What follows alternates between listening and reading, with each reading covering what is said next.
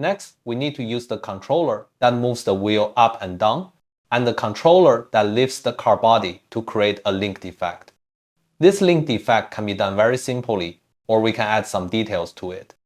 Before we actually start setting up the rig, let's first look at this small exercise. I hope that through this exercise, it can help everyone better understand the idea behind this setup. Let's look at the Maya scene.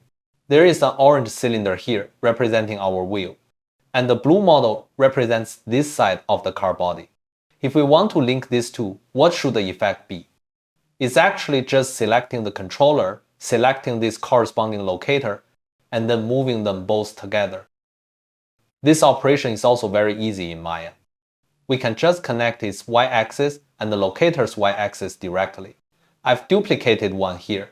Let's set it up.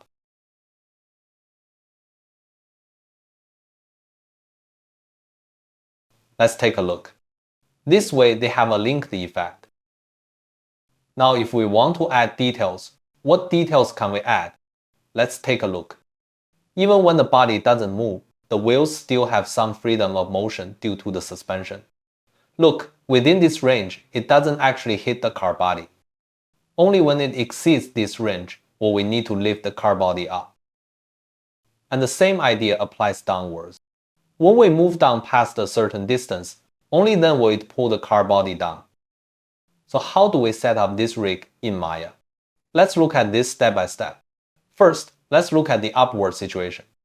Look, when my wheel is between a distance of 0 and 1, the car body shouldn't move. But when my wheel moves past 1, my locator will then start to move. Once it starts moving, let's compare it with the effect of our direct attribute connection. We will find that the gap between them is different. This new effect we're trying to make, the gap between the car body and the wheel has reached the limit, rather than the original default distance. If we compare the corresponding values here, our controller is at 3.512, and the locator is at 2.512. They have a difference of 1. Where does this one come from? This one is the limit value we set. When this distance is greater than 1, the locator will then move along, and the distance it moves is its own distance minus 1. Okay, let's do this. From my description just now, when this distance is greater than 1, then what does this sound like? This is the condition node we've talked about. So let's open the node editor. Select the controller and the locator, then add them to the node editor. Then create a condition node.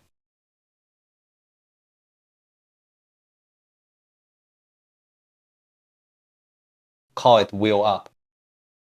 Then connect translate y to the first term. What are we comparing it to? We're comparing it to the limit value of 1. When it's greater than this limit, it will have a value. When it's less than this limit, the car body doesn't move, so this is 0. Then connect the locator. Connect outColor R to the locator's translate y. Let's not worry about the locator's actual upward value for now. Let's just write something random. Write a 5, then let's look at the effect. This way, we'll see when the movement is less than 1, the car body doesn't move. When it's greater than 1, the locator's value will change. It will become 5 because this is determined by our condition node. Next, we need to set the actual upward value for the locator. What is the upward value? We just made the comparison. It's just the controller's own upward value minus 1. So let's create and add double linear node.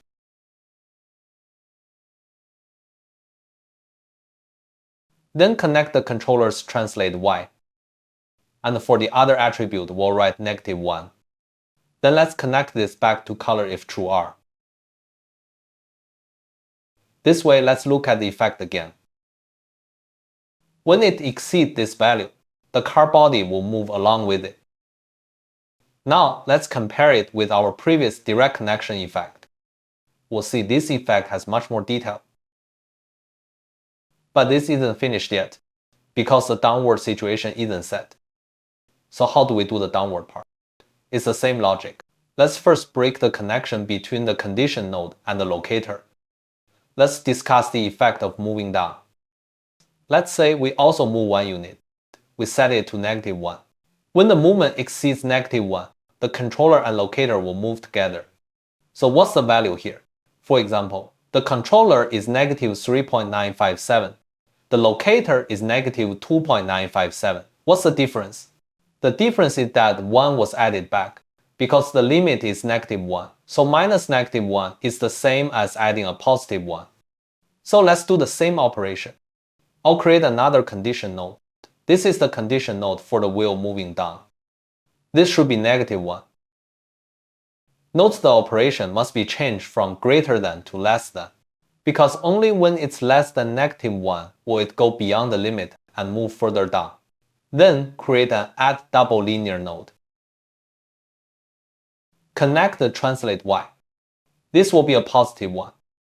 Then connect it to the condition node's first term, and connect the add double linear node's result to color if true r.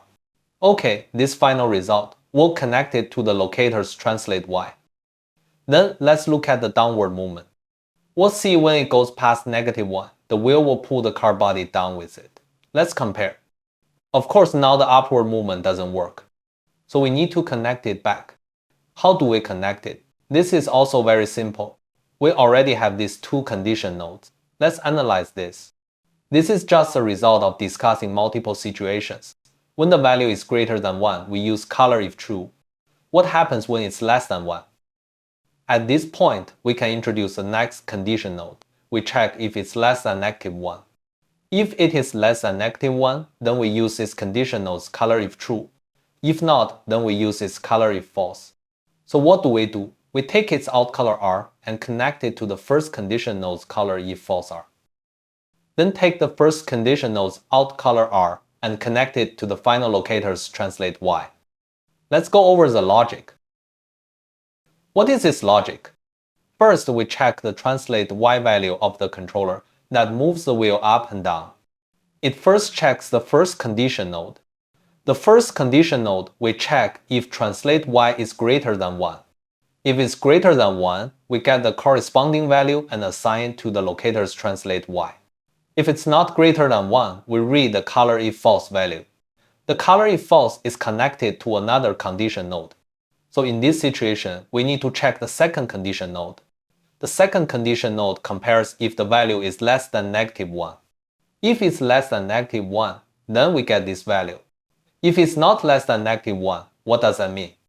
It's not greater than 1 because it's already in the color if false branch. And it's also not less than -1. That means it's a value between -1 and 1. In this case, in this condition node, we set the value to 0. So in this final case, the value 0 is connected to translate Y. Let's check the effect. Up, down, up, down. Let's compare it with our previous effect. We'll see it really does have much more detail than the previous effect. Finally, let's clear the node editor and close it. This way, our little exercise is complete. The main idea here is to use two condition nodes to check its upper and lower limits. And when the car body moves up or down, we subtract this limit value to achieve this linked effect.